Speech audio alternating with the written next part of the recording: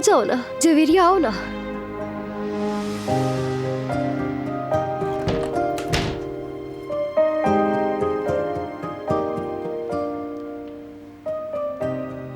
मैं बस ये देखने आई थी कि तुम सो गई हो या नहीं। इतनी अफरा तफरी में तुम्हारा हाल पूछना ही भूल गई।